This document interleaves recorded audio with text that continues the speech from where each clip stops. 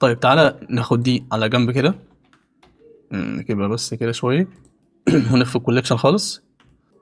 نيجي نبص على الشكل التاني، هو الشكل اهو، يعني هو هنا مش واضح قوي، يعني هنا مبكسل، فانا هجيب الريفرنس ده ونكبره شوية شايفين كده عشان بس نحلل الصورة. طيب انا بحلل الصورة ازاي؟ بص، هي ده الجسم الاساسي بتاعنا. لو خدت بالك هو يعني ممكن يكون مثلا بلين او كيوب او حسب ما هنشتغل. المهم بس اللي ده مركب عادي وجواه كراسي، ادي واحد اتنين تلاتة اربعة زي الكنبة كده، زي الركنة اللي موجودة، فنعمل واحد وبنكرره كذا مرة ونظبطه على الحتة دي. ودي هتبقى مثلا بلين او كيوب مثلا، ونكبرها ونعمل خطوط دي فيها. اقول لك نعمل ازاي، ممكن نستخدم الواير فريم فيها. ودي ادي سلندر، وعامل له مثلا طويل، وعامل له واحد هنا وواحد هنا وهنا برضه، هنا ده سلندر برضه وده دايره، ويعني خلاص يعني احنا كده فهمنا الشكل. احنا كده خلاص فهمنا الشكل هنعمله ازاي. ودي هناخدها من فوق هنا، هناخد دي ونحطها هنا مكانها. خلاص ايه في الريفرنس ده هنشتغل. احنا نطلع دي بس فوق شويه ونكبر شويه كده. طيب الشكل ده انا هبدا بيه كيوب. انا هبص برضه في اتجاه الاكس. اول حاجه انا هخلي الكرسل ده في نص الورلد بالظبط، فانا هخلي الكرسل في النص، واجي هنا انزل كيوب. هبدا بكيوب عادي، ممكن ارفع الكيوب فوق شويه. تمام. ممكن ابدا ازاي، هو الشكل اهو واضح معايا. ممكن اصغر الكيوب ده كده، هندخل على ايد مود واصغره لفوق شويه كده، اصغره في اتجاه الزد. الحته دي الجزء ده هو اللي فيه الشغل كله. خلاص لو جيت هنا ممكن يعني نيجي في اتجاه الاكس كده، نخليه نفس المساحه دي عشان يبقى مستطيل معانا. ارجع ابص تاني في اتجاه الاكس، واجي ابص اختار الفيديزيز، اخش في الواير فريم عشان ابدا اشتغل. ممكن اروح جاي اعمل اللوب كات هنا واجيبه على الناحيه دي، عشان الجزئيه دي الحته اللي هي الحته دي طبعا انتوا هتشوفوها كويس لما نجيب سكور ريفرنس تشوفوه. ناخد ده ونعمل اكسترود لتحت، وننزل مثلا لحد هنا مثلا. خلاص. وممكن نجيب دي ناخدها جي واي، نجيبها على الناحيه دي زي الشيب ده. شفت الشيب ده هو ده لوحده. وناخد ده برضو نعمل اكسترود لتحت شويه، وفي نفس الطريقه برضو هنعمل جي واي عشان ياخد نفس الحته دي يمشي معانا. ودي ممكن نجيبها جي، يعني ممكن نرجع ننزل تاني وناخد دي بس ايه نعملها كده عشان ايه تبقى التانية مستقيمة معانا. خلاص تمام كده مظبوطة، مفيش أي مشاكل فيها. ممكن ناخد دي ونعملها ازاي، ممكن نجيبها في النص، نعملها مثلا اكسترود. نجيبها ثواني كده، ناخد دي ناخد اكسترود، يعني نجيبها لحد هنا مثلا، أو احنا عايزين المسافة قد ايه، خليها كده عشان تبقى طويلة. وممكن نصغر الشكل كله في الآخر. خلاص احنا ممكن نعمل هنا ده نعمله ميرور الناحية التانية، أكيد دي هتبقى نفس الحتة دي، ولكن الزاوية بتختلف والأبعاد بتختلف.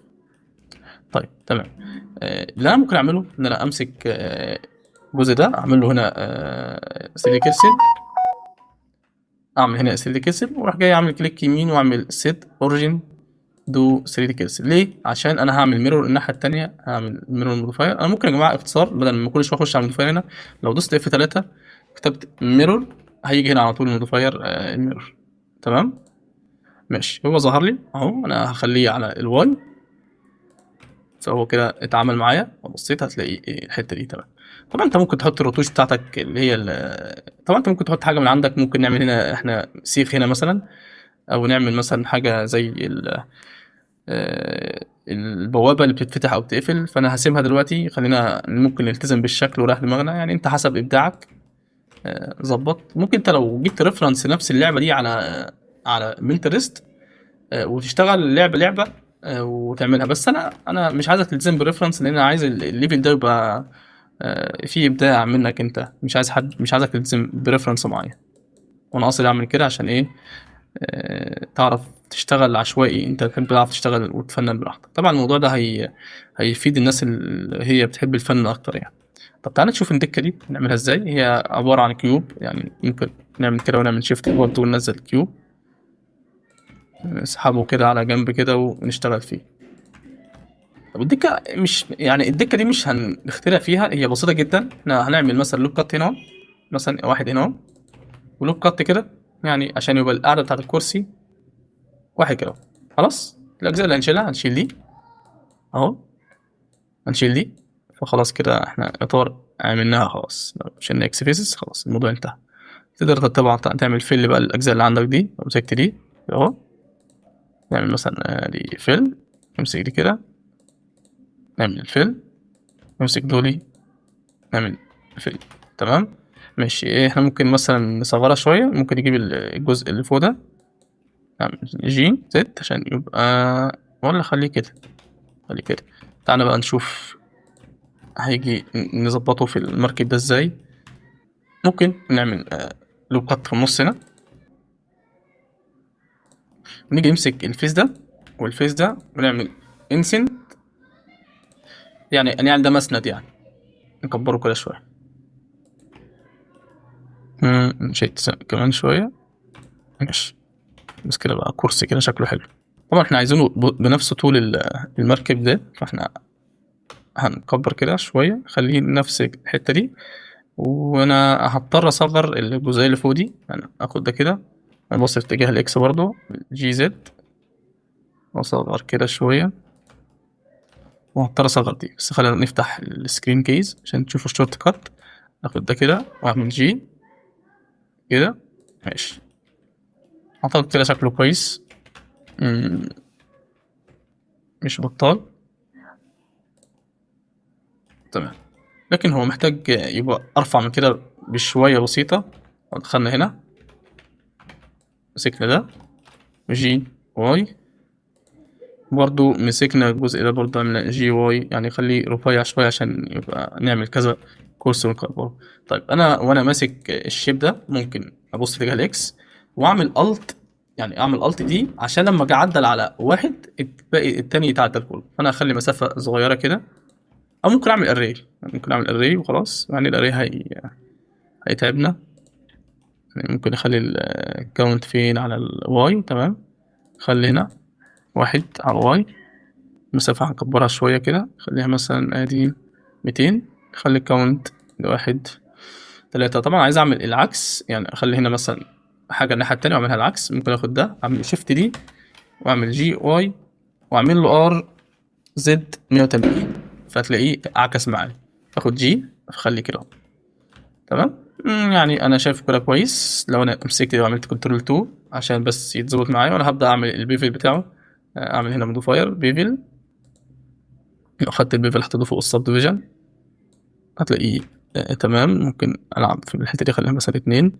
الجيومتري خليها ارك. شوف اول ما عملت ارك الحته دي اتظبطت. لو خدت بالك لو هنرجع تاني خليها مثلا شارب.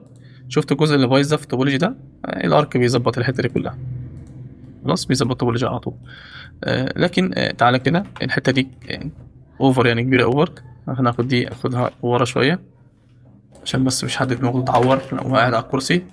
ولكن ليه كده دي ظاهره كده ازاي؟ هنعالج الحته دي عشان خاطر احنا واخدين عاملين الاري في الاكس والواي، فاحنا هنخلي صفر تلاقيها اتظبطت، وهيجي برضه هنخليها انا صفر نظبط. طبعا هو بقول لكم هنعالج دي ازاي، انا بكون حرفيا مش عارف اعالجها ازاي، ولكن لسه بكتشف الخطأ بيبقى فين خلاص. لان ده طبعا طبيعي ان الواحد يكون شغال في حاجه ويلاقي فيها خطأ ويرجع ويدور على الخطأ ده سببه ايه ويرجع يكتشفه ويظبطه خلاص، عشان كله بيكون شغال على نفس النهج ده.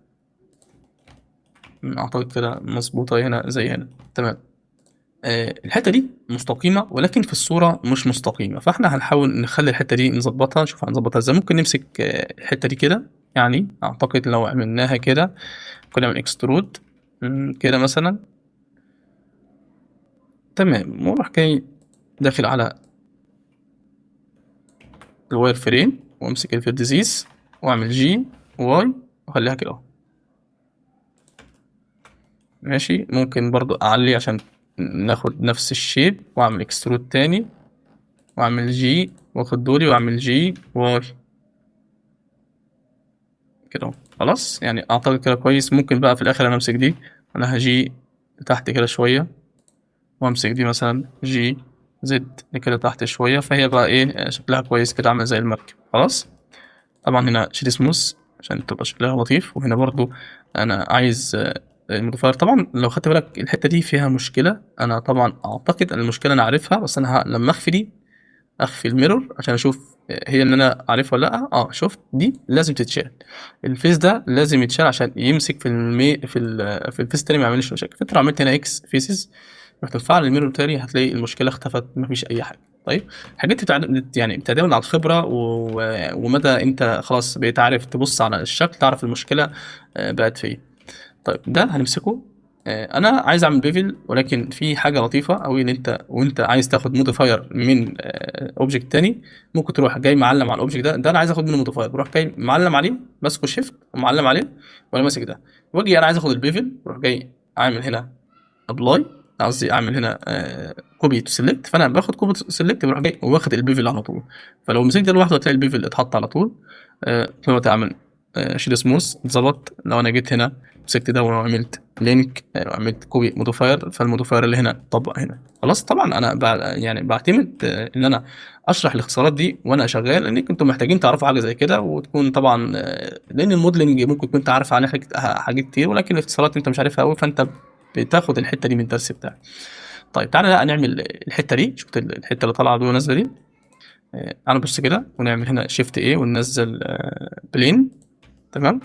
ونعمل هنا البلين نخليها مثلا فيو عندي عشان تبص. نخش على مود ونعمل سكيل في اتجاه الزد، هنكبرها كده ماشي. ممكن خلاص خليها كده، ولو احتاجنا نرفعها اعتقد كده كويس ولا كده كتير. تعالى خليها كده. طيب لو بصيت هنا هتلاقي هنا ادي واحد اتنين تلاتة أربعة خمسة ستة هنقول سبعة تمانية. فاحنا هنا هنعوز سبعة تمانية، هنعوز ايه ستة لوب في النص المفروض. ادي تلاتة ادي كده. لا كفاية كده، مش لازم نعمل أول الحاجات دي. طيب والحتة دي أظبطها ازاي؟ أنا ممكن بكل بساطة لو أنا مسكت دي الفيس دي رحت أعمل كليك يمين أعمل هنا بوك فيسز هتلاقيها اتعملت كده اهو. شفت الحتة دي اتظبطت. طيب أنا هعمل هنا موديفاير أرجع أعمل F3 وأكتب واير فريم هتلاقيها من البداية خلاص. لا مش كده خلاص. أنا هنا أوبجكت خلينا واير فريم. فين واير فريم؟ تمام. واول ما تعمل واير فريم خلاص انت ممكن تمسك بقى السماكه ممكن تعليها شويه اللي هي كده. تمام. ممكن مثلا الحته دي تقفلها وتظبطها تخليها كده تروح جايه مقفوله متظبطه، ومثلا تخنها شويه خلاص. فاحنا كده تمام. الحته دي يعتبر خلصت. ممكن تروح جاي عامل ار زد 90 نبص في اتجاه الاكس وتشدها كده. لو خليتها كده تمام ممكن تروح جاي اعمل طبعا الاورجن مش في النص، فانا هعمل هنا set origin to geometry عشان لما اعمل ار اكس تلف بالشكل ده. وممكن لو انت عايز تعملها على طول من تحت تحط الجيومتري في الحته دي وتعملها، بس عادي يعني انت ديك هتسحبها كده خلاص يعني مش مستاهل. طيب عشان اظبطها فانا هعمل هنا الميرور بتاعي. نعمل ميرور خليه في اتجاه الواي. طبعا تقريبا في مشكله فانا هعمل ابلاي سكيل عشان يظبط معايا. وانا اختار الاوبجكت اللي هو ده عشان يبقى الاثنين مظبوطين. فانا هعمل كده مؤقتا واعمل جي واسحبها وانزلها لتحت، وطبعا هظبطها لما اجي احط الحاجه التانية. ماشي. طبعا هي المفروض تبقى لجوه هنا الجزء ده تبقى الحته دي على زي الريفرنس بالظبط، فانا هظبطها كده تاني جاي اعمل كده خلاص. ماشي. طبعا هي لسه هتصغر تاني يعني لسه هنصغرها تاني، وعشان اتفادى الموضوع ده يعني ويعني واحله فانا احط الاورجن هنا، احط الاورجن تحت خالص هنا، امسك الجزء ده تعالى كده واعمل هنا 3 كنسل واعمل set origin to geometry اهو هنا 3 كيس خلاص. فالاورجن يبقى تحت هنا احسن. ليه؟ عشان انا لما اجي اعمل ار الف يبقى ايه بيلف من تحت لفوق خلاص، اقدر اصغر الحته دي براحتي واكبرها براحتي. ماشي. طيب تعالى اللي باقي تعالى نبص كده. طيب الحته اللي في النص دي احنا هنعمل بشكل بسيط. ممكن نعمل هنا الكرسي اللي خليه في النص برضو تاني، نعمل سيلكت كرسي في النص راح فين. لا كده ماشي هو هنا مظبوط خلاص. هتروح اعمل شيفت ايه منزلين حاجه اسمها تورست ولا اسمها ايه فين اهي خلاص. هنشدها فوق هنا. طبعا هي كده كبيره قوي احنا هنصغرها نعمل ار انا نسيت ار1. تمام، نخليها مثلا كده مؤقتا، وهنشوف هنكبرها تاني ازاي. خلاص خليها كده دلوقتي، ولسه هنعمل لها تكرار برضه.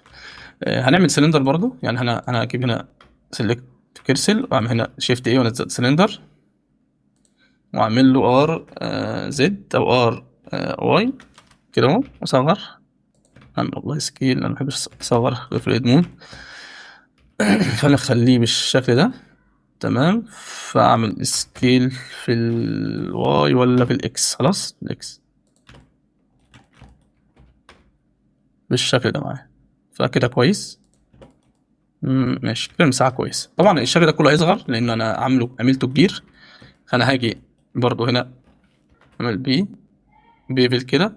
خلاص ليه؟ عشان اخد الجزء اللي في الاخر ده، اعمل له اكسترود انالج نورمال. لو مسكت الفيس ده والفيس ده وعملت له اكسترود انالج نورمال، خليته بالشكل ده. طبعا ظبط بقى الكولجي، هنا ممكن تمسك الجزء ده تعمله انسنت شوية، وهنا برضو تعمل له انسنت، يعني كده كويس. طيب دلوقتي تعال نمسك دي، هنعمل الت دي، نعمل جي واي او جي اكس ونسحبها على الناحية دي، نفس المكان ده، عايزها في نفس المكان بص في اتجاه الواي عشان نجيبها في نفس المكان ده. خلاص انا جبت دي هنا، باخد دي جي واي، ملك هل جي واي ولا جي اكس؟ جي اكس. خلاص اجيبها برضه في نفس المكان ده، عشان لما اجي اضمهم على بعض يبقى ايه، يمسكوا في نفس الحته دي. طبعا انا مش هعمل فيها حاجه دلوقتي، خلينا نشوف الحته الخارجيه الاول. احنا عايزين نعمل الحته اللي تحت دي، شفت الحته دي هنعملها برضه. خلاص هنعمل ايه، هنمسكها مثلا، نيجي نجيب الكرسي هنا، نعملها في الحته دي بالظبط، نخليها تمسك، خليها تمسك في الحته دي. ماشي، انا هجيب الكرسي في الحته دي، اعمل هنا لوك اب. ايه اللي حصل لك؟ انا هعمل برضو بيفل هنا عشان اللوك اب يجي في الحته الاخيره دي. ماشي، همسك الحته دي مثلا واعمل الكرسي هنا شيفت ايه، واعمل سلندر، اكبر السلندر عادي. ممكن ابص في اتجاه الاكس او فريم عشان اصغر عادي، ونعمل سكيل في اتجاه الزد كبير اوي، ممكن نصغرها. خلاص انا هجيبه على نفس الاتجاه ده، مش لازم اظبطه من فوق عشان يظبط معايا. فانا اخش هنا على الواير فريم، والارضيه بتاعته بالظبط اخليها مثلا هنا، مثلا على كده الحته دي مثلا، خليها كده. خلاص ممكن انا اعمل ايه، وانا داخل الادمون، طبعا الاوريجين اتغير خالص، فانا هاخد الفيس ده، اخش على الفيس ده مثلا، واعمل هنا 3 دي كيرسل، واجي هنا سيت اوريجين تو جيومتري او اوريجين تو 3 دي كيرسل. خلاص طبعا عشان لما اجي اعمل ار اكس يلف معاك كده. خلاص طبعا هو ده حجمه كبير، فانا هصغره شويه. ممكن مثلا اجي هنا اعمل لوكات في الحته دي الاول. تعالى بس نظبطه، هنعمل ار هنا ار اكس، خليه في الحته دي بالظبط، خليه دخل هنا. ماشي، واعمل هنا مثلا لوكات واجيبه هنا الحته دي بالظبط، واشيل الجزء ده كله فوق، انا مش عايزه. اكس فيسز، امسك الفيس ده كمان اكس فيسز، وانا اعمل هنا سلاش. ممكن نعمل فيل دي ولكن نسيبها دلوقتي، مش هنعملها فيل دلوقتي. ممكن نمسك الحته اللي تحت دي ونكرس، وهو كرسي لسه موجود، هعمل شيفت ايه او شيفت ايه ونزل كيوب. فين يا ابني الكيوب ده؟ شفت ايه كيوب، صغر كده يعني عشان يبقى نفس الحته دي. انا ممكن اصغرها كده شويه مثلا، يعني نكبرها كده، يعني كده كويس. خلاص كده شكلها كويس. وراح جاي ماسك ده وعامل كده، وانا عامل كنترول جي عشان يبقى كل اوبجكت واحد. لو رحت ماسك ده ورحت جاي اعمل شيفت ده، ورحت جاي مثلا واخد الميرور كوبي سيلكت، هاخد الميرور بتاع ده. فانا دلوقتي المفروض اعمل الميرور في اتجاه الواي، المفروض كده مظبوط، ولكن تعالى نعمله على نفس الماسوره دي فتلاقيه بالشكل ده. طبعا عايز اعمل ميرور الناحيه التانيه برضو، فانا هعمل كده. لو جيت هنا عملته على الاكس اتعمل، فكده تمام. لو جيت بصيت هنا فاضل جزئيه واحده بس، اللي هي الحته اللي تحت دي. خلاص هناخدها كوبي من الناحيه التانيه، ولكن تعالى بقى نظبط الشكل، انا حاسس لسه ما اتظبطش. دي مثلا ممكن تعمل ار وننزلها تحت كده شويه، ار اكس وننزلها كده شويه، اعتقد كده تمام. لو مسكت دي ممكن نكبرها السنه، طبعا لو كبرت دي المفروض الناحيه التانيه تكبر برضه. لو كنت عامل شيفت دي ولا عامل الت اي، الت دي ما علينا. كبر ندخلهم اوبجكت واحد في الاخر. اعتقد كده كويس ماشي. ممكن نعمل كنترول جي فبقى اوبجكت واحد خلاص. لو كده ست اوريجين جيومتري فبقى في النص. بعد كده شيل سموث خلاص. هنا برضو هنعمل سب ديفيجن. لو عملت سب ديفيجن بس لا مش هنعمل احنا سب ديفيجن، او ممكن عادي نعمل بيفل بس هيتقل اوي. هنعمل بيفل، شوف بيفل نخليه هنا ورا، نعمل سب ديفيجن. ما ظبطش.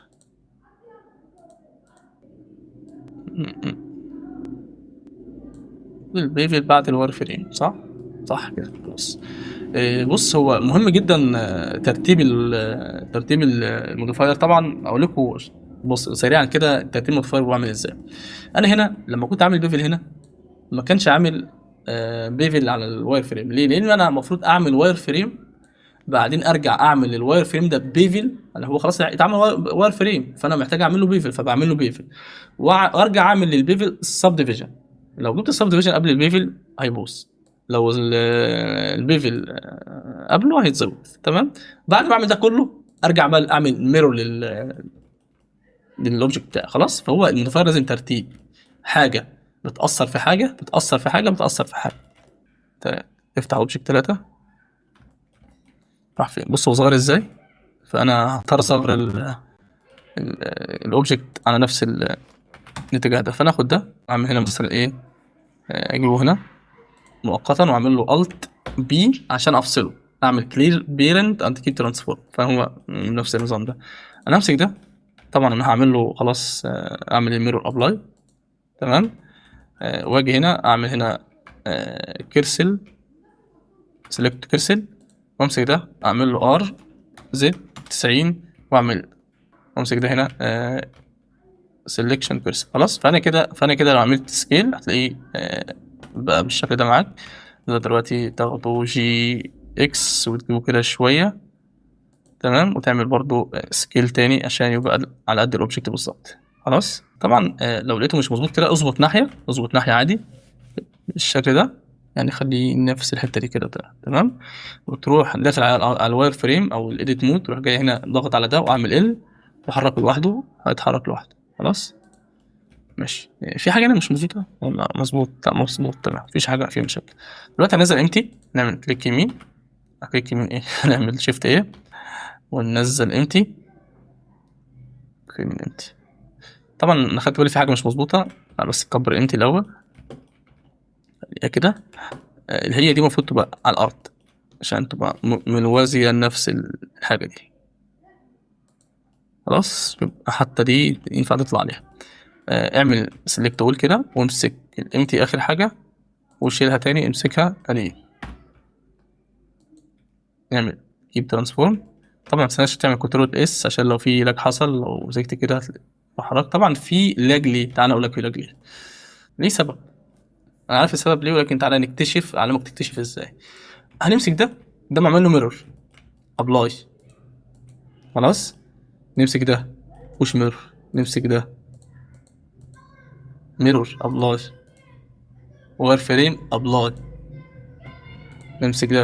نمسك ده ميرور اري قصدي اري ابلاي تمام. تيجي نمسك دلوقتي كده تعمل جي هتلاقيه بقى خفيف. هو في متغيرات بتبقى تقيله زي الواير فريم والاري بالذات. الاري لازم يتعمل له ابلاي، لانه الابلاي لو ما اتعملش في الاري بيحصل فيه مشكله على طول.